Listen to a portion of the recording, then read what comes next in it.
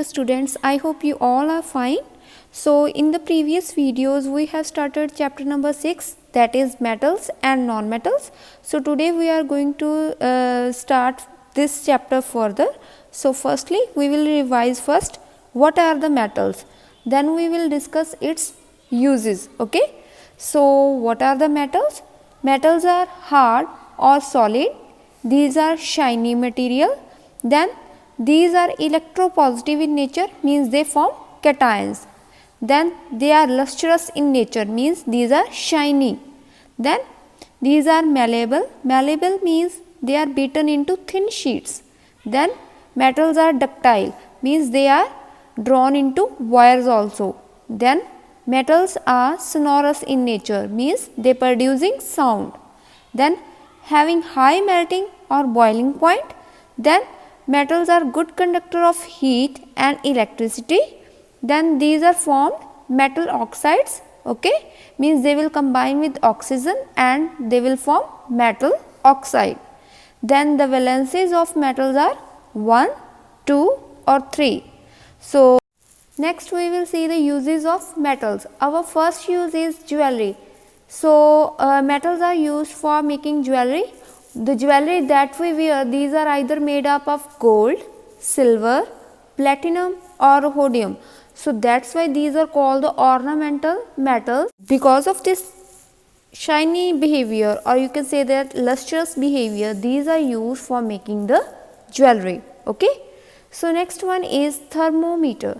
So in thermometer, mercury is a metal that is used, and this metal is a exceptional metal because all the metals exist in the solid state, but mercury is a metal that exists in a liquid state and it is present in the thermometers and used in barometers, which is used to measure the atmospheric pressure in thermometer. And you know that mercury expands even for a small increase in the temperature. So that's why these are used in thermometers. So next one is fireworks. So in fireworks, metals are used and these are giving the sparkling effects, okay, like magnesium, potassium, chromium, tin and calcium. These are the metals that are used in fireworks because of their sparkling nature, okay, like in crackers also these are used. So next point is galvanization. So what do you mean by galvanization? But galvanization is a process in which we coat one metal on the another metal so that we can prevent that metal from the rusting, okay.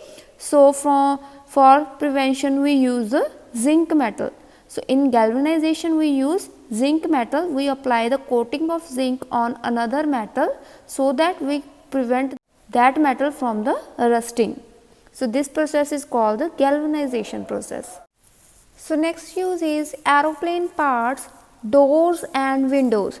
So metals are also used for making the aeroplane parts, doors and window, and for this we use the aluminium metal, that is a silvery metal, white and light metal, okay. So that's why this is used for making the windows, door frames and also making kitchen utensils. Aluminium sheets and aluminium foils are used for wrapping the food items also, okay.